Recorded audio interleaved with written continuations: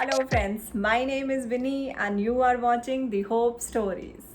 तो आज का हमारा टॉपिक है ग्रीन टी वर्सेस अपनी देसी चाय। जी हाँ, जब भी हेल्थ एंड फिटनेस की बात होती है तो हर जगह हमें यही समझाया जाता है कि ग्रीन टी आपका मेटाबॉलिज्म बढ़ाएगी, ग्रीन टी आपको वेट लॉस में हेल्प करेगी। और जब भी हम किसी ग्रॉसरी स्टोर में जाते हैं तो जो उसका हेल्थ एंड फिटनेस वाला डाइट फूड वाला सेक्शन होता है वहाँ ग्रीन टी बहुत वैरायटी में अवेलेबल होती है। लेकिन जब हम घर आते हैं थक कर तो आकर यही कहते हैं कि चलो आओ देसी चाय पिए, मसाला कड़क चाय। लेकिन हम कहीं ना कहीं कंफ्यूज्ड हैं कि ये ग्रीन टी अच्छी है या हमारी देसी चाय। तो हम क्या करें? ऐसा करते हैं, आज हम इस कंफ्यूजन को थोड़ा क्लियर करने की कोशिश करते हैं। तो मैं इसे स्टार्ट करना चाहूँगी प्रोफेसर मैरियन लेस्ने से।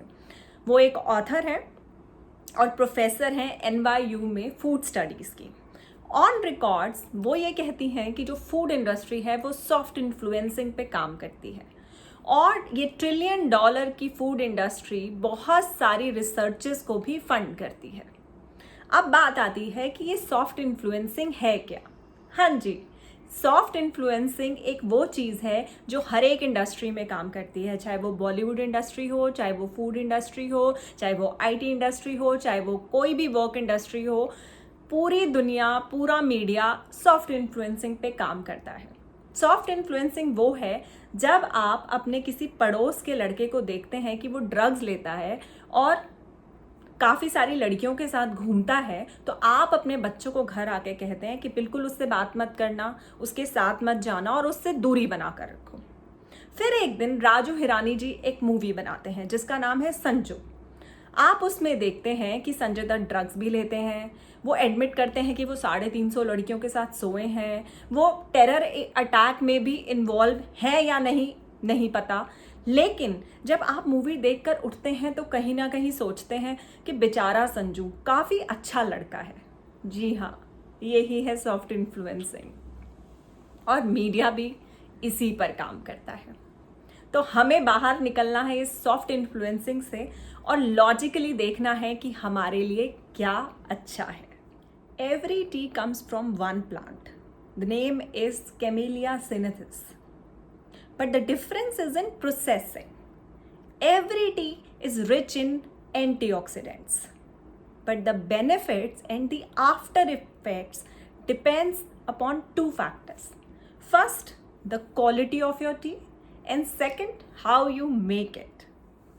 जो बेसिक डिफरेंस है ग्रीन टी में और ब्लैक टी में वो ये है कि green tea is non fermented and the black T is a fermented form of the T.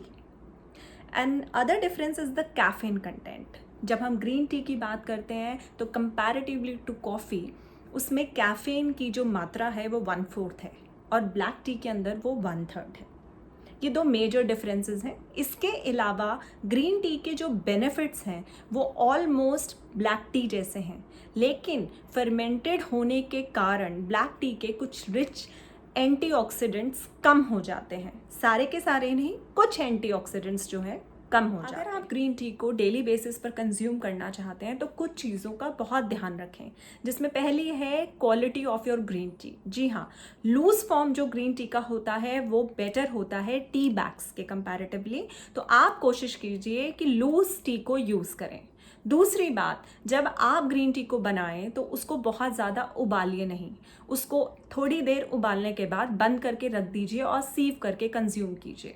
आप लिमिट कीजिए अपनी ग्रीन टी को 2 कप्स इन अ डे में।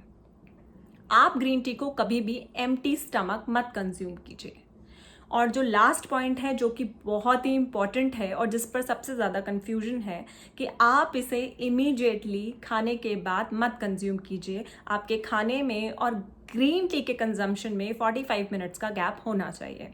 और ये मानना कि मैंने एक गुलाब जामुन खाया है या एक पेस्ट्री खाई है और उसके बाद अगर मैं ग्रीन टी पी लूँगी तो वो कैलोरीज काउंट नहीं होंगी, ऐसा बिल्कुल भी नहीं है।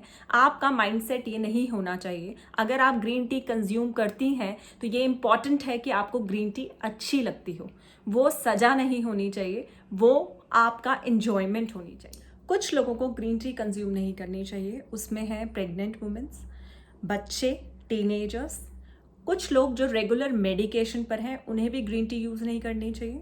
जिन लोगों को एसिडिटी या गैस का प्रॉब्लम है, क्योंकि ग्रीन टी जो है थोड़ी सी एसिडिक होती है, उन्हें भी यूज़ नहीं करनी चाहिए। जिन लोगों की स्किन काफ़ी ड्राई रहती है उन्हें भी नहीं यूज़ करनी चाहिए ग्रीन टी। जिन लोगों के अंदर आयरन डेफिशिएंसी है या एनीमिया की प्रॉब्लम है उन्हें भी ग्रीन टी नहीं यूज़ करनी चाहिए।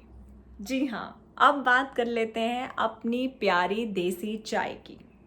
ग्रीन टी और देसी चाय की प्रॉपर्टीज़ ऑलमोस्ट सिमिलर हैं, लेकिन अपनी देसी चाय से हेल्थ बेनिफिट्स लेने के लिए हमें कुछ चीज़ों पर ध्यान देना पड़ेगा, जिसमें सबसे पहली है ऐड हर्ब्स एंड स्पाइसेस। हमारी जो हर्ब्स हैं उसकी पावर को पूरी दुनिया मानती है, तो मैं आपसे रिक्वेस्ट करूंगी अपनी चाय में अदरक, इलायची, लौंग, काली मिर्च ऐसी चीज़ों को ऐड कीजिए। उससे आपको बहुत सारे हेल्थ बेनिफिट्स होंगे।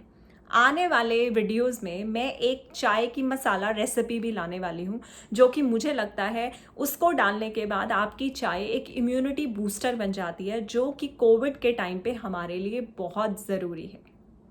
दूसरी चीज़, अगर आपका जो टारगेट है वो वेट लॉस है और आप अपनी कैलोरीज को कट करना चाहते हैं, तो अपनी मिल्क की क्वालिटी पर बहुत ध्यान दीजिए। स्लिम मिल्क को यूज़ कीजिए जिसमें फैट परसेंटेज कम हो। तीसरी चीज़ और हेल्थ बेनिफिट्स को यूज़ करने के लिए वो ये है कि आप नेचुरल स्वीटनर का यूज़ कीजिए। आपको मार्केट में शुगर फ्रीज मिल जाती हैं या नेचुरल स्टीविया मिल जाती है, उसका इस्तेमाल आप कर सकते हैं। गुड़ भी एक बहुत बेटर ऑप्शन है, लेकिन उसमें उतनी ही कैलोरीज होती हैं जितनी चीनी में होती है, लेकिन हाँ, वो वाइट शुगर से बेटर ही है। चौथी चीज़, इसको अपना एडिक्शन मत बनाइए। इसकी भी एक लिमिट होनी चाहिए। आप 2 से 3 कप रखिए सारा दिन के अंदर, बिकॉज इसका ज़्यादा कंजम्पशन भी आपके लिए अच्छा नहीं है। आपका जो कप साइज़ है वो भी बहुत मैटर करेगा हेल्थ बेनिफिट्स के अंदर। आपको अपने कप साइज़ को भी डिसाइड करना है कि वो बड़ा लेना चाहिए या छोटा लेना चाहिए।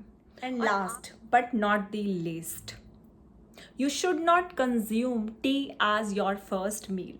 जी हाँ, हमारी बॉडी को सुबह सुबह अल्कलाइन होने की ज़रूरत है, तो इसके लिए आपके लिए अच्छा रहेगा कि आप उसे सबसे पहले एक फ्रूट दें।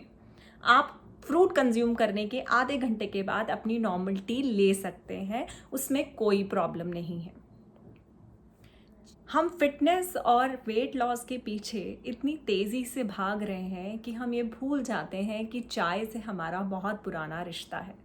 हम लोगों के घर चाय पर जाते हैं, हम लोगों को चाय पर बुलाते हैं, बारिश होती है तो हम पकौड़े बनाते हैं चाय के साथ। तो मैं आपसे ये कहना चाहूँगी कि नए रिश्तों के लिए पुराने रिश्तों को मत छोड़िए, लेकिन ये ज़रूरी है कि आप सोचें, समझें, विचार करें और उसके बाद चीज़ों को कंज्यूम करें।